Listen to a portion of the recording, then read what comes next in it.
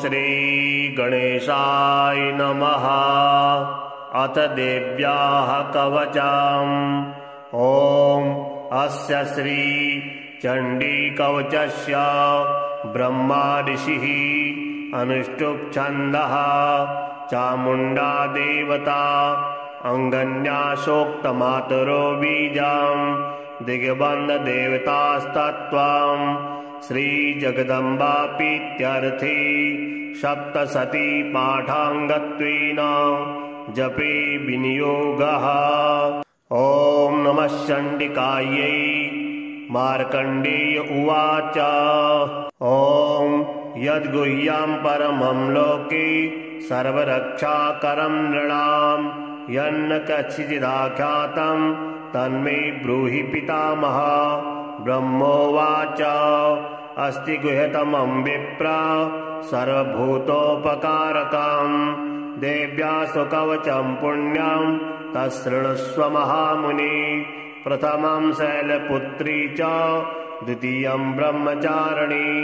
तृतीयं चन्द्रघण्टेति कूष्माण्डेति चतुर्थकं पञ्चमं स्कन्दमातेति षष्ठं कात्यायनीति च सप्तमं कालरात्रीति महागौरीति चाष्टमं नवमं सिद्धिदात्री च नवदुर्गाः प्रकीर्तिता। उक्तानेतानि नामानि ब्रह्मणे महात्मना अग्निना दह्यमानस्तु शत्रुमध्ये गतो रणे विषमे दुर्गमे चैव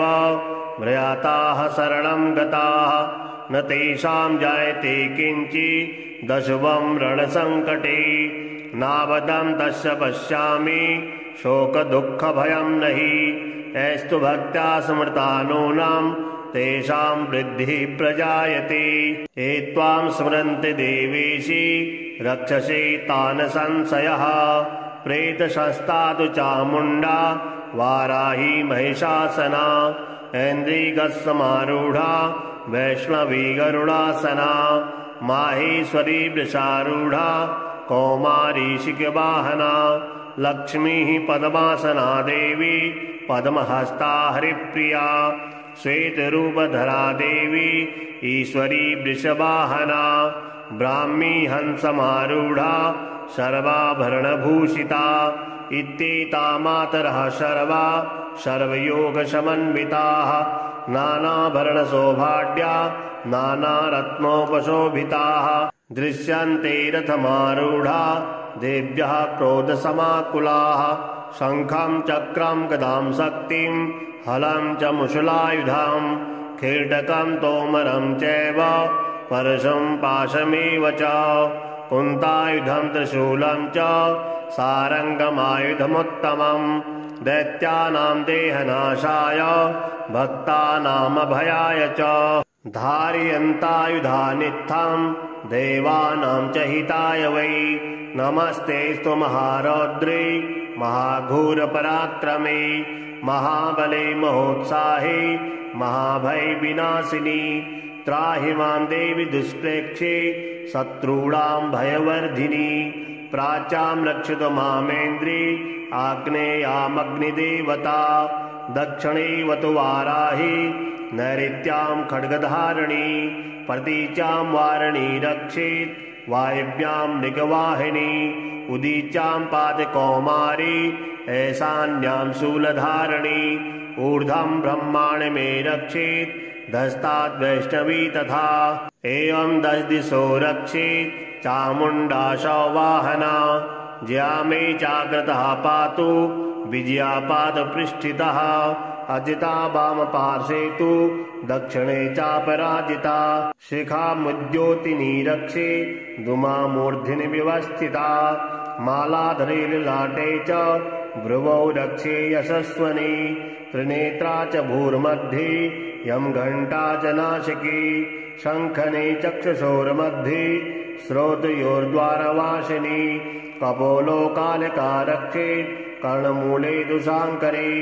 नासिकायां सुगन्धा च उत्तरोष्टे च चर्चिका अधरे चामृतकला जिह्वायां च सरस्वती दन्ता नक्षत्रकौमारी कण्ठदेशे तु चण्डिका घण्टिकां चित्रघण्टा च महामाया च तालुके कामासी चिबकं रक्षेत् वाचं मे सर्वमङ्गला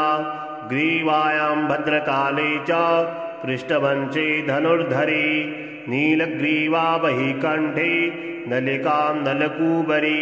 स्कन्धयोः खड्गनी रक्षेत् बाहु मे वज्रधारिणी हस्तयोर्दण्डनी रक्षेत् दम्बिका चाङ्गुलीषु च नखाञ्छुलेश्वरी रक्षेत् कुक्षौ रक्षेत् कुलेश्वरी स्तनौ रक्षेन् महादेवी मनः शोकविनाशिनी हृदये ललिता देवी उदरे शूलधारिणी नाभौ च कामिनी रक्षे गुह्यां गुह्येश्वरी तथा पूतना कामकामेढं गुदे महिषवाहिनी कट्यां भगवती रक्षे जानुनी विन्ध्यवासिनी जङ्गे महाबला रक्षेत् सर्वकामप्रदायिनी गुल्फयोर्नारसिंही च पादपृष्ठे तु तेजसी पादाङ्गुलीषु श्रीरक्षेत् पादाधस्तरवासिनी नखान् द्रष्टा कराले च केशाश्चैवोर्ध्वकेशिनी रोमकूपेषु कौवेरी त्वचं वागेश्वरी तथा रक्तमज्जावशामासान्य स्तिमेदांस्य पार्वती अनन्त्राणि कालात्रिश्च पित्तं च मुकुटेश्वरी पद्मावती पद्मकोशे कभे चूडामणिस्तथा ज्वालामुखी नखज्वाला वेद्याः सर्वसन्धिषु शुक्रं ब्रह्माण्ड मे रक्षे छायां छत्रेश्वरी तथा अहङ्कारं मनोबुद्धिं रक्षन् मे धर्मधारिणी प्राणापानो तथा व्याना मुदानां च समानकां वज्रहस्ता च मे रक्षेत् प्राणं कल्याणशोभना रसे रूपे च गन्धे च शब्दे स्पर्शे च योगिनी सत्त्वं रजमश्चैव रक्षेन्नारायणी सदा आयुरक्षतु वाराही धर्मं रक्षतु वैष्णवी यशः कीर्तिं च लक्ष्मीं च धनं विद्यां च चक्रणी गोत्रमिन्द्राणि मे रक्षेत् पशून्मे रक्ष चण्डिकी पुत्रान् रक्षे महालक्ष्मीर्भार्यां रक्षतु भैरवी पन्थानां सुपता रक्षेन् मार्गं क्षेमकरी तथा राजद्वारे महालक्ष्मीर्विजया सर्वतः स्थिता रक्षाहीनं तु यत्स्थानं वर्जितं कवचेन तु तत्सर्वं रक्ष मे देवी जयन्ती पापनाशिनी पदमेकं न गच्छेतु यदिच्छे शुभमात्मनः कवचेनावृतो नित्यं यत्र यत्रैव गच्छति तत्र तत्रार्थलाभश्च विजयः सर्वकामिकः यं यं चिन्तयते कामं तं तं प्राप्नोति निश्चितं परमेश्वरमतुलं प्राप्स्यते भूतले पुमान् निर्भयो जायते मर्त्यः संग्रामे स्वपराजितः त्रैलोके तु भवेत्पूज्यः कवचेनावृतः पुमान् इदं तु देव्याः कवचं देवानामपि दुर्लभं यः पठेत् प्रियतो नित्यं त्रिसन्ध्यां श्रद्धयान्वितः देवी कला भवेत्तस्य त्रैलोक्येष्वपराजितः जीवेत् वर्षशतं साग्रमपि मृत्युविवर्जितः नश्यन्ति व्याधयः सर्वे लूताभिस्फोटकादयः स्थावरं जङ्गमं चैव कृत्रिमं चापि यद्विषम् अविचाराणि सर्वाणि मन्त्रस्त्राणि भूतले भूचराः खेचराश्चैव जलजाश्चोपदेशिकाः सहजा कुलजा माला डाकिनी शाकिनी तथा अन्तरिक्षरा घोरा डाकिनीश्च महाबला ग्रहभूतपिशाचाश्च यक्षगन्धर्वराक्षसाः ब्रह्मराक्षसवेतालाः कूष्माण्डा भैरवादयः नश्यन्ति दर्शनास्तस्य कवचे हृदि संस्थिते मानो नति भूयिराज्ञस्तेजो वृद्धिकरं परां यशसा वर्धते सोऽपि कीर्तिमण्डित भूतले जपेत् सप्तशतीं चण्डीं कृत्वा तु कवचं पुरा यावत् भूमण्डलं धत्ते सशैलवनकाननं तावत्तिष्ठति मेदिन्यां सन्ततिः पौत्रपौत्रकी देहान्ते परमं स्थानं यस्सुरैरपि दुर्लभं प्राप्नोति पुरुषो नित्यां महामाया प्रसादतः लभते परमं रूपं शिवीनशः मोदते श्रीजगदम्बार्पणमस्तु। ॐ नमः चण्डिकायै। मार्कण्डेय उवाच ॐ यद्गुह्यं परमं लोके सर्वरक्षाकरं नृणां यन्न कच्चिदाख्यातं तन्मे ब्रूहि पितामह। ब्रह्मोवाच अस्ति गुह्यतमं विप्र सर्वभूतोपकारकं देव्यासु कवचं पुण्यं तच्छृणुष्व महामुनि। प्रथमं शैलपुत्री च द्वितीयं ब्रह्मचारिणी तृतीयं चन्द्रघण्टेति कूष्माण्डेति चतुर्थकं पंचमं स्कन्दमातेति षष्ठं कात्यायनीति च सप्तमं कालरात्रीति महागौरीति चाष्टमं नवमं सिद्धिदात्री च नवदुर्गाः प्रकीर्तिता। उक्तानेतानि नामानि ब्रह्मणे महात्मना अग्निना दह्यमानस्तु शत्रुमध्ये गतो रणे विषमे दुर्गमे चैव म्रियताः शरणं गताः न तेषां जायते किञ्चित् दशवं रणसङ्कटे नावदं तस्य पश्यामि शोकदुःखभयं नहि ऐस्तु भक्त्या स्मृतानूनां तेषां वृद्धिः प्रजायते। ये त्वां स्मरन्ति देवेशि रक्षसे तान् संशयः प्रेतशस्तादु चामुण्डा वाराही महिषासना ऐन्द्रियगस्समारूढा वैष्णवी गरुडासना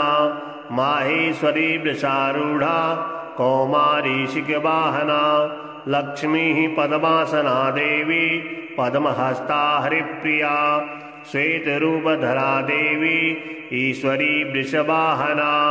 ब्राह्मी हंसमारूढा सर्वाभरणभूषिता इत्येता मातरः सर्वा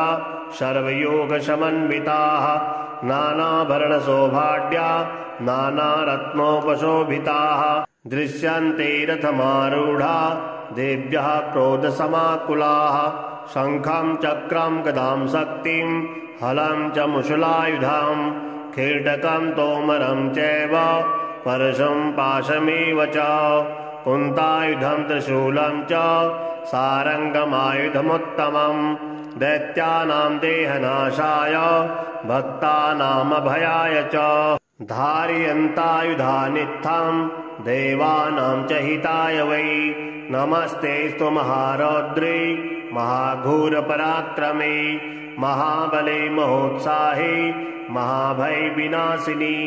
त्राहि मां देवि दुष्प्रेक्षे शत्रूणां भयवर्धिनी प्राच्यां रक्षतु मामेन्द्री आग्नेयामग्निदेवता दक्षिणेवतु वाराही नैऋत्यां खड्गधारिणी प्रतीचां वारिणी रक्षेत् वायव्यां मृगवाहिनी उदीचां पादकौमारी ऐशान्यां शूलधारिणी ऊर्ध्वं ब्रह्माण्ड मे रक्षेत् धस्ताद् वैष्णवी तथा एवं दश दिशो रक्षेत् चामुण्डा सौवाहना ज्या मे जाग्रतः पातु विजया पादपृष्ठितः अजिता वामपार्श्वे तु दक्षिणे चापराजिता शिखामुद्योतिनी रक्षे दुमामूर्ध्नि व्यवस्थिता मालाधरे ललाटे च भ्रुवौ रक्षे यशस्वनी त्रिनेत्रा च भूर्मध्ये यं घण्टा च नाशिकी शङ्खने चक्षुषोर्मध्ये श्रोत्रयोर्द्वारवासिनी कपोलो कालिका रक्षेत् कर्णमूले दुशाङ्करे नासिकायां सुगन्धा च उत्तरोष्टे च चर्चिका अधरे चामृतकला जिह्वायां च सरस्वती दन्ता नक्षत्रकौमारी कण्ठदेशे दुचण्डिका घण्टिकां चित्रघण्टा च महामाया च तालुके कामासी चिबकं रक्षेत् वाचं मे सर्वमङ्गला ग्रीवायां भद्रकाले च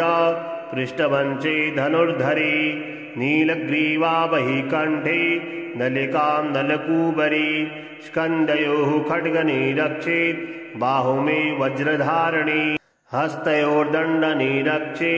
दम्बिका चाङ्गुलीषु च नखाञ्छुलेश्वरी रक्षेत् कुक्षौ रक्षेत् कुलेश्वरी स्तनौ रक्षेन्महादेवी मनः शोकविनाशिनी हृदये ललिता देवी उदरे शूलधारिणी नाभोजकामिनी रक्षे गुह्यां गुह्येश्वरी तथा पूतना कामकामेढं गुदे महिषवाहिनी कट्यां भगवती रक्षे जानुनी विन्ध्यवासिनी जङ्गे महाबला रक्षेत् सर्वकामप्रदायिनी गुल्फयोर्नारसिंही च पादपृष्ठे तु तेजसी पादाङ्गुलीषु श्रीरक्षेत् पादाधस्तरवासिनी नखान् द्रष्टा कराले च केशाश्चैवोर्ध्वकेशिनी रोमकूपेषु कौवेरी त्वच्चम्बागेश्वरी तथा रक्तमज्जावशामासान्य स्तिमेदांश पार्वती अनन्त्राणि कालात्रिश्च पित्तं च मुकुटेश्वरी पद्मावती पद्मकोशे कभे चूडामणिस्तथा ज्वालामुखी नखज्वाला वेद्याः सर्वसन्धिषु शुक्रं ब्रह्माण्डमे रक्षे छायां छत्रेश्वरी तथा अहङ्कारं मनोबुद्धिं रक्षन् मे धर्मधारिणी प्राणापानो तथा व्याना मुदानां च समानकां वज्रहस्ता च मे रक्षेत् प्राणं कल्याणशोभना रसे रूपे च गन्धे च शब्दे स्पर्शे च योगिनी सत्त्वं रजमश्चैव रक्षेन्नारायणी सदा आयुरक्षतु वाराही धर्मं रक्षतु वैष्णवी यशः कीर्तिं च लक्ष्मीं च धनं विद्यां च चक्रणी गोत्रमिन्द्राणि मे रक्षेत् पशून्मे रक्ष चण्डिके पुत्रान् रक्षे महालक्ष्मीर्भार्यां रक्षतु भैरवी पन्थानां सुपता रक्षेन् मार्गं क्षेमकरी तथा राजद्वारे महालक्ष्मीर्विजया सर्वतः स्थिता रक्षाहीनं तु यत्स्थानं वर्जितं कवचेन तु तत्सर्वं रक्ष मे देवी जयन्ती पापनाशिनी पदमेकं न गच्छेतु यदिच्छे शुभमात्मनः कवचेनावृतो नित्यं यत्र यत्रैव गच्छति तत्र तत्रार्थलाभश्च विजयः सर्वकामिकः यं यं चिन्तयते कामं तं तं प्राप्नोति निश्चितं परमेश्वरमतुलं प्राप्स्यते भूतले पुमान् निर्भयो जायते मर्त्यः संग्रामे स्वपराजितः त्रैलोक्येतु भवेत्पूज्यः कवचेनावृतः पुमान् इदं तु देव्याः कवचं देवानामपि दुर्लभं यः पठेत् प्रियतो नित्यं त्रिसन्ध्यां श्रद्धयान्वितः देवी कला भवेत्तस्य त्रैलोक्येष्वपराजितः जीवेत वर्षशतं साग्रमपि मृत्युविवर्जितः नश्यन्ति व्याधयः सर्वे लूताभिस्फोटकादयः स्थावरं जङ्गमं चैव कृत्रिमं चापि यद्विषम् अविचाराणि सर्वाणि मन्त्रस्त्राणि भूतले भूचराः खेचराश्चैव जलजाश्चोपदेशिकाः सहजा कुलजा माला डाकिनी शाकिनी तथा अन्तरिक्षरा घोरा डाकिनीश्च महाबला ग्रहभूतपिशाचाश्च यक्षगन्धर्वराक्षसाः ब्रह्मराक्षसवेतालाः कूष्माण्डा भैरवादयः नश्यन्ति दर्शनास्तस्य कवचे हृदि संस्थिते मानो नति भूयिराज्ञस्तेजो वृद्धिकरं परां यशसा वर्धते सोऽपि कीर्तिमण्डित भूतले जपेत् सप्तशतीं चण्डीं कृत्वा तु कवचं पुरा यावत् भूमण्डलं धत्ते सशैलवनकाननं तावत् तिष्ठति मेदिन्यां सन्ततिः पौत्रपौत्रकी देहान्ते परमं स्थानं यस्सुरैरपि दुर्लभं प्राप्नोति पुरुषो नित्यां महामाया प्रसादतः लभते परमं रूपं शिवीनशः मोदते श्रीजगदम्बार्पणमस्तु। ॐ नमः चण्डिकायै। मार्कण्डेय उवाच ॐ यद्गुह्यं परमं लोके सर्वरक्षाकरं नृणां यन्न कच्चिदाख्यातं तन्मे ब्रूहि पितामह। ब्रह्मोवाच अस्ति गुह्यतमं विप्र सर्वभूतोपकारकं देव्यासु कवचं पुण्यं तच्छृणुष्व महामुनि। प्रथमं शैलपुत्री च द्वितीयं ब्रह्मचारिणी तृतीयं चन्द्रघण्टेति कूष्माण्डेति चतुर्थकं पञ्चमं स्कन्दमातेति षष्ठं कात्यायनीति च सप्तमं कालरात्रीति महागौरीति चाष्टमं नवमं सिद्धिदात्री च नवदुर्गाः प्रकीर्तिता। उक्तानेतानि नामानि ब्रह्मणे महात्मना अग्निना दह्यमानस्तु शत्रुमध्ये गतो रणे विषमे दुर्गमे चैव भ्रयाताः शरणं गताः न तेषां जायते किञ्चित् दशवं रणसङ्कटे नावदं तस्य पश्यामि शोकदुःखभयं नहि ऐस्तु भक्त्या स्मृतानूनां तेषां वृद्धिः प्रजायते। ये त्वां स्मरन्ति देवेशि रक्षसे तान् संशयः प्रेतशस्ता तु चामुण्डा वाराही महिषासना ऐन्द्रियगस्समारूढा वैष्णवी गरुडासना माहेश्वरी वृषारूढा कौमारी शिखवाहना लक्ष्मीः पद्मासना देवी पद्महस्ता हरिप्रिया श्वेतरूपधरा देवी ईश्वरी वृषवाहना ब्राह्मी हंसमारूढा सर्वाभरणभूषिता इत्येता मातरः सर्वा सर्वयोगसमन्विताः नानाभरणशोभाढ्या नानारत्नोपशोभिताः दृश्यन्ते रथमारूढा देव्यः क्रोधसमाकुलाः शङ्खं चक्रं गदां शक्तिं हलं च मुशलायुधं खेटकं तोमरं चैव परशुं पाशमेव च कुन्तायुधं त्रिशूलं च सारङ्गमायुधमुत्तमं दैत्यानां देहनाशाय भक्तानामभयाय च धारयन्तायुधानित्थं देवानां च हिताय वै नमस्तेऽस्तु महारौद्रे महाघोरपराक्रमे महाबले महोत्साहे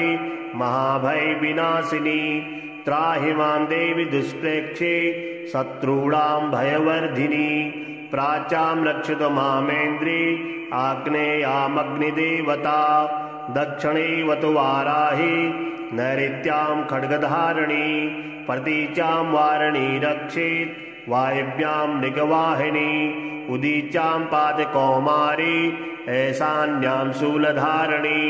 ऊर्ध्वं ब्रह्माण्ड मे रक्षेत् धस्ताद् वैष्णवी तथा एवं दश दिशो रक्षेत् चामुण्डा सौवाहना ज्या मे जाग्रतः पातु विजया पादपृष्ठितः अजिता वामपार्श्वे तु दक्षिणे चापराजिता शिखामुद्योतिनी रक्षे दुमामूर्ध्नि विवस्थिता मालाधरे ललाटे च भ्रुवौ रक्षे यशस्वनी त्रिनेत्रा च भूर्मध्ये यं घण्टा च नासिकी शङ्खने चक्षुषोर्मध्ये श्रोत्रयोर्द्वारवासिनी कपोलो कालिका रक्षेत् कर्णमूले दुशाङ्करे नासिकायां सुगन्धा च उत्तरोष्टे च चर्चिका अधरे चामृतकला जिह्वायां च सरस्वती दन्ता नक्षत्रकौमारी कण्ठदेशे दुचण्डिका घण्टिकां चित्रघण्टा च महामाया च तालुके कामासी चिबकं रक्षेत् वाचं मे सर्वमङ्गला ग्रीवायां भद्रकाले च पृष्ठवंशे धनुर्धरी नीलग्रीवा बहि कण्ठे नलिकां नलकूबरी स्कन्धयोः खड्गनी रक्षेत् बाहुमे वज्रधारिणी हस्तयोर्दण्डनी रक्षेत् दम्बिका चाङ्गुलीषु च नखाञ्छुलेश्वरी रक्षेत् कुक्षौ रक्षेत् कुलेश्वरी स्तनौ रक्षेन्महादेवी मनः शोकविनाशिनी हृदये ललिता देवी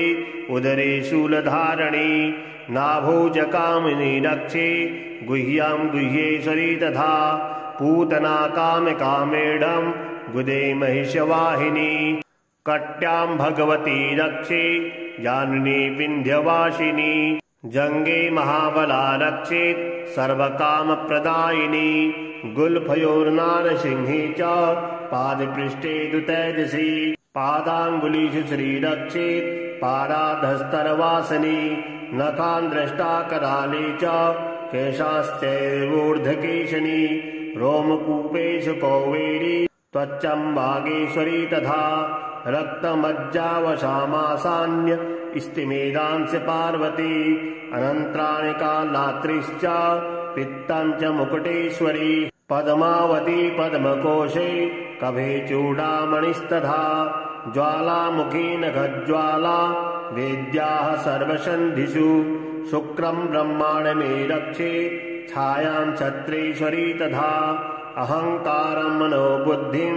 रक्षन् मे धर्मधारिणी प्राणापानो तथा व्याना मुदानां च समानकां वज्रहस्ता च मे रक्षेत् प्राणं कल्याणशोभना रसे रूपे च गन्धे च शब्दे स्पर्शे च योगिनी सत्त्वं रजमश्चैव रक्षेन्नारायणी सदा आयुरक्षतु वाराही धर्मं रक्षतु वैष्णवी यशः कीर्तिं च लक्ष्मीं च धनं विद्यां च चक्रणी गोत्रमिन्द्राणि मे रक्षेत् पशून्मे रक्ष चण्डिके पुत्रान् रक्षे महालक्ष्मीर्भार्यां रक्षतु भैरवी पन्थानां सुपता रक्षेन् मार्गं क्षेमकरी तथा राजद्वारे महालक्ष्मीर्विजया सर्वतः स्थिता रक्षाहीनं तु यत्स्थानं वर्जितं कवचेन तु तत्सर्वं रक्ष मे देवी जयन्ती पापनाशिनी पदमेकं न गच्छेतु यदिच्छे शुभमात्मनः कवचेनावृतो नित्यं यत्र यत्रैव गच्छति तत्र तत्रार्थलाभश्च विजयः सर्वकामिकः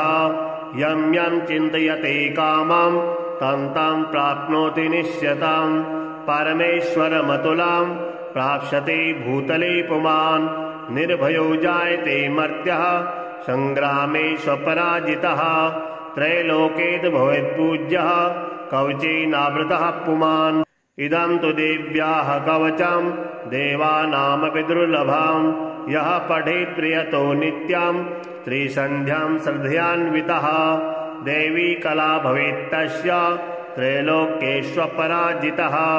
जीवेत वर्षशतं साग्रमपि मृत्युविवर्जितः नश्यन्ति व्याधयः सर्वे लूताभिस्फोटकादयः स्थावरं जङ्गमं चैव कृत्रिमं चापि यद्विषम् अविचाराणि सर्वाणि मन्त्रस्त्राणि भूतले भूचराः खेचराश्चैव जलजाश्चोपदेशिकाः सहजा कुलजा माला डाकिनी शाकिनी तथा अन्तरिक्षरा घोरा डाकिनीश्च महाबला ग्रहभूतपिशाचाश्च यक्षगन्धर्वराक्षसाः ब्रह्मराक्षसवेतालाः कूष्माण्डा भैरवादयः नश्यन्ति दर्शनास्तस्य कवचे हृदि संस्थिते मानो नति भुइराज्ञस्तेजो वृद्धिकरं परं यशसा वर्धते सोऽपि कीर्तिमण्डित भूतले जपेत् सप्तशतीं चण्डीं कृत्वा तु कवचं पुरा यावत् भूमण्डलं धत्ते सशैलवनकाननं तावत् तिष्ठति मेदिन्यां सन्ततिः पौत्रपौत्रकी देहान्ते परमं स्थानं यस्सुरैरपि दुर्लभं प्राप्नोति पुरुषो नित्यां महामाया प्रसादतः लभते परमं रूपं शिवेनशः मोदते श्रीजगदम्बार्पणमस्तु। ॐ नमः चण्डिकायै। मार्कण्डेय उवाच ॐ यद्गुह्यं परमं लोके सर्वरक्षाकरं नृणां यन्न कच्चिदाख्यातं तन्मे ब्रूहि पितामह। ब्रह्मोवाच अस्ति गुह्यतमं विप्र सर्वभूतोपकारकं देव्यासु कवचं पुण्यं तच्छृणुष्व महामुने। प्रथमं शैलपुत्री च द्वितीयं ब्रह्मचारिणी तृतीयं चन्द्रघण्टेति कूष्माण्डेति चतुर्थकं पंचमं स्कन्दमातेति षष्ठं कात्यायनीति च सप्तमं कालरात्रीति महागौरीति चाष्टमं नवमं सिद्धिदात्री च नवदुर्गाः प्रकीर्तिता। उक्तानेतानि नामानि ब्रह्मणे महात्मना अग्निना दह्यमानस्तु शत्रुमध्ये गतो रणे विषमे दुर्गमे चैव म्रियाताः शरणं गताः न तेषां जायते किञ्चित् दशवं रणसङ्कटे नावदं तस्य पश्यामि शोकदुःखभयं नहि ऐस्तु भक्त्या स्मृतानूनां तेषां वृद्धिः प्रजायते। ये त्वां स्मरन्ति देवेशि रक्षसे तान् संशयः प्रेतशस्ता तु चामुण्डा वाराही महिषासना ऐन्द्रियगस्समारूढा वैष्णवी गरुडासना माहेश्वरी वृषारूढा कौमारी शिखवाहना लक्ष्मीः पद्मासना देवी पद्महस्ता हरिप्रिया श्वेतरूपधरा देवी ईश्वरी वृषवाहना ब्राह्मी हंसमारूढा सर्वाभरणभूषिता इत्येता मातरः सर्वा सर्वयोगसमन्विताः नानाभरणशोभाढ्या नानारत्नोपशोभिताः दृश्यन्ते रथमारूढा देव्यः क्रोधसमाकुलाः शङ्खं चक्रं गदां शक्तिं हलं च मुशलायुधां खेटकं तोमरं चैव परशुं पाशमेव च कुन्तायुधं त्रिशूलं च सारङ्गमायुधमुत्तमं दैत्यानां देहनाशाय भक्तानामभयाय च धारयन्तायुधानित्थं देवानां च हिताय वै नमस्तेऽस्तु महारौद्रे महाघोरपराक्रमे महाबले महोत्साहे महाभयविनाशिनी त्राहि मां देवि दुष्प्रेक्षे शत्रूणां भयवर्धिनी प्राच्यां रक्षतु मामेन्द्री आग्नेयामग्निदेवता दक्षिणेवतु वाराही नैऋत्यां खड्गधारिणी प्रतीचां वारिणी रक्षेत् वायव्यां मृगवाहिनी उदीचां पादकौमारी ऐशान्यां शूलधारिणी ऊर्ध्वं ब्रह्माण्ड मे रक्षेत् धस्ताद् वैष्णवी तथा एवं दश दिशो रक्षेत् चामुण्डा सौवाहना ज्या मे जाग्रतः पातु विजया पादपृष्ठितः अजिता वामपार्श्वे तु दक्षिणे चापराजिता शिखामुद्योतिनी रक्षे धूमामूर्ध्नि व्यवस्थिता मालाधरे ललाटे च भ्रुवौ रक्षे यशस्वनी त्रिनेत्रा च भूर्मध्ये यं घण्टा च नासिकी शङ्खने चक्षुषोर्मध्ये श्रोतयोर्द्वारवासिनी कपोलो कालिका रक्षेत् कर्णमूले दुशाङ्करे नासिकायां सुगन्धा च उत्तरोष्टे च चर्चिका अधरे चामृतकला जिह्वायां च सरस्वती दन्ता नक्षत्रकौमारी कण्ठदेशे दुचण्डिका घण्टिकां चित्रघण्टा च महामाया च तालुके कामासी चिबुकं रक्षेत् वाचं मे सर्वमङ्गला ग्रीवायां भद्रकाले च पृष्ठवंशे धनुर्धरी नीलग्रीवा बहि कण्ठे नलिकां नलकूबरी स्कन्धयोः खड्गनिरक्षेत् बाहुमे वज्रधारिणी हस्तयोर्दण्डनिरक्षे दम्बिका चाङ्गुलीषु च नखाञ्छुलेश्वरी रक्षेत् कुक्षौ रक्षेत् कुलेश्वरी स्तनौ रक्षेन्महादेवी मनः शोकविनाशिनी हृदये ललिता देवी उदरे शूलधारिणी नाभोजकामिनी रक्षे गुह्यां गुह्येश्वरी तथा पूतना कामकामेढं गुदे महिषवाहिनी कट्यां भगवती रक्षे जाननी विन्ध्यवासिनी जङ्गे महाबला रक्षेत् सर्वकामप्रदायिनी गुल्फयोर्नारसिंही च पादपृष्ठे दुतैजसी पादाङ्गुलीषु श्रीरक्षेत् पादाधस्तरवासिनी नखान् द्रष्टा कराले च केशाश्चैवोर्ध्वकेशिनी रोमकूपेषु कौवेरी त्वच्चं वागेश्वरी तथा रक्तमज्जावशामासान्य स्तिमेदांस्य पार्वती अनन्त्राणि कालात्रिश्च पित्तं च मुकुटेश्वरी पद्मावती पद्मकोशे कभे चूडामणिस्तथा ज्वालामुखी नखज्वाला वेद्याः सर्वसन्धिषु शुक्रं ब्रह्माण्डमे रक्षे छायां छत्रेश्वरी तथा अहङ्कारं मनोबुद्धिं रक्षन् मे धर्मधारिणी प्राणापानो तथा व्याना मुदानां च समानकां वज्रहस्ता च मे रक्षेत् प्राणं कल्याणशोभना रसे रूपे च गन्धे च शब्दे स्पर्शे च योगिनी सत्त्वं रजमश्चैव रक्षेन्नारायणी सदा आयुरक्षतु वाराही धर्मं रक्षतु वैष्णवी यशः कीर्तिं च लक्ष्मीं च धनं विद्यां च चक्रणी गोत्रमिन्द्राणि मे रक्षेत् पशून्मे रक्ष चण्डिकी पुत्रान् रक्षे महालक्ष्मीर्भार्यां रक्षतु भैरवी पन्थानां सुपता रक्षेन् मार्गं क्षेमकरी तथा राजद्वारे महालक्ष्मीर्विजया सर्वतः स्थिता रक्षाहीनं तु यत्स्थानं वर्जितं कवचेन तु तत्सर्वं रक्ष मे देवी जयन्ती पापनाशिनी पदमेकं न गच्छेतु यदिच्छेच्छुभमात्मनः कवचेनावृतो नित्यं यत्र यत्रैव गच्छति तत्र तत्रार्थलाभश्च विजयः सर्वकामिकः यं यं चिन्तयते कामं तं तं प्राप्नोति निश्चितं परमेश्वरमतुलं प्राप्स्यते भूतले पुमान् निर्भयो जायते मर्त्यः संग्रामे स्वपराजितः